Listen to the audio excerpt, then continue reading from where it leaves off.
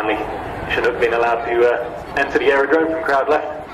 In the helicopter world, we are used to being held off for fixed wing for any number of reasons. But we appreciate our place in the pecking order sometimes.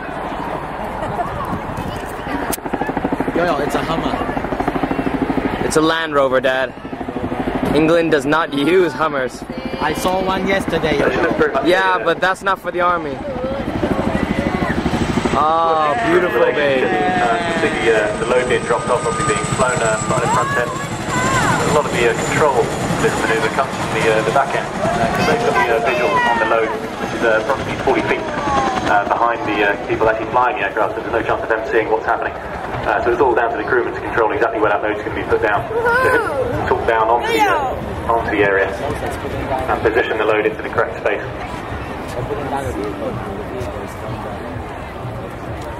Oh shoot. Alright guys, I'm holding two cameras right now, so.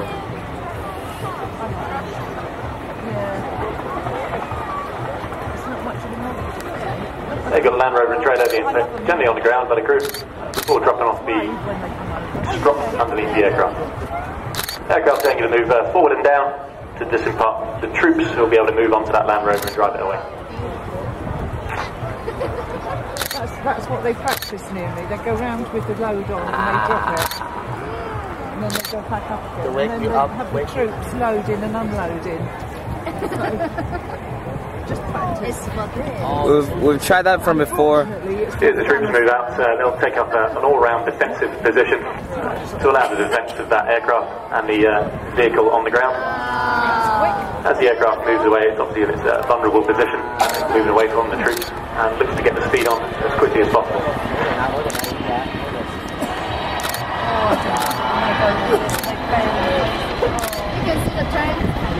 You'll be able to see shortly from crowd left, the aircraft is highly manoeuvrable for such a large machine. And it's this combination of power, manoeuvrability and size that makes for an exceptionally flexible aircraft. Okay, this is just absolutely random. I'm just holding two cameras. Members on the ground in front of you are the Joint Helicopter Support Squadron, and they'll be removing the rigging from the underslung load. CH-47 is a tri-service unit set up for the express service of providing support to the helicopter fleet. There's always a team from the squadron deployed in Afghanistan. It's like Airship. Come back again. And there's a demonstration of the manoeuvrability of the Chinook as it comes back around towards the landing position once more. Oh, I love you.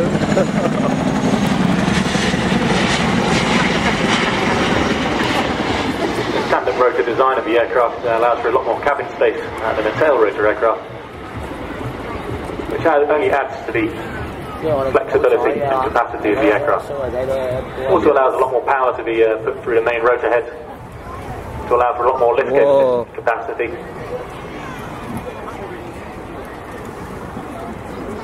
Which will be shown as the aircraft lands. You'll see the ramp come down at the back, and when one Land Rover is not enough in a theatre, we can always put another one inside to bring out for them.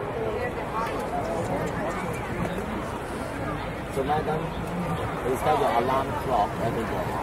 Your alarm clock. They're not allowed to fly. Chinook is in fact capable of carrying numerous vehicle types in this fashion.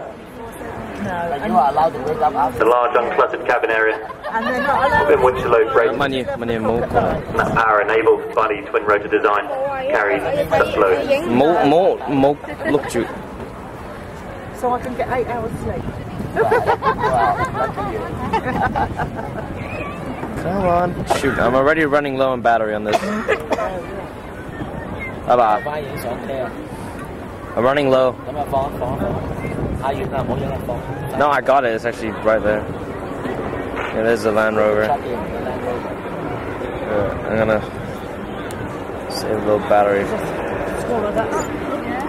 As the vehicle speeds off to meet up with its companions, the crew lift off and they get a position, one hard turn, to run in for a demonstration of work carried out in a casualty evacuation aircraft in Afghanistan.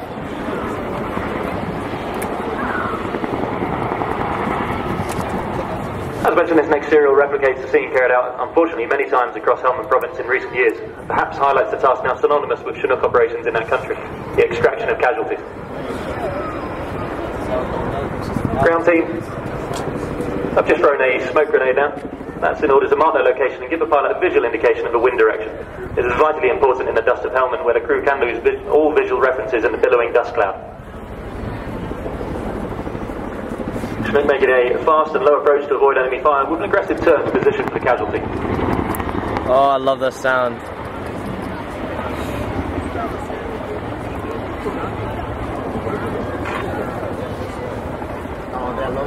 As soon as that aircraft's on the ground, the troops are going to move quickly as possible with the casualty to the aircraft, where they'll deliver him to the Medical Emergency Response Team, the MERT. The team are a highly trained section of doctors and medics who frankly perform medical miracles in the rear of the aircraft, often at night and occasionally under fire. It is undoubtedly true that due to the efforts of these dedicated individuals, many members of the armed forces of numerous nations, as well as countless Afghan civilians, are alive today.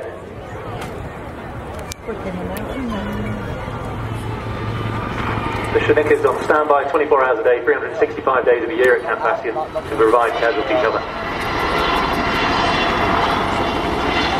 This is where the crewmen will be working very hard down the back of the aircraft, setting up for the next serial, the fast roping approach. Fast roping is a means of inserting troops into areas which a landing would not be possible due to the nature of the terrain. The Chinook can deploy up to 4 ropes simultaneously in order to deliver large numbers in a very short time span.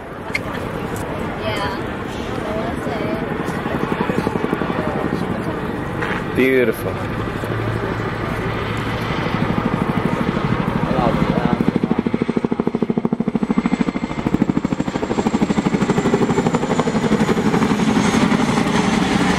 Making this approach now, Wing Commander Turner will be listening to the countdown from his crewmen, awaiting the signal to establish the hover over a suitable point to commence the fast roping. Again, very much run by the crewmen down the back as towards the positioning of the aircraft. They're going to fast rope.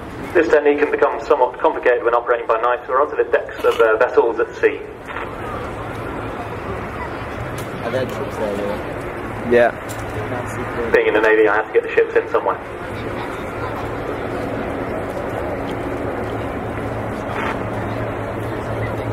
See the troops now moving down the fast rope. Yeah, it's very good. Yeah, don't hit my leg. It's been done at 25 feet, but can be done up to an eye-watering 90 feet. Coming down the road, right, fine. And the rope now dispatched away.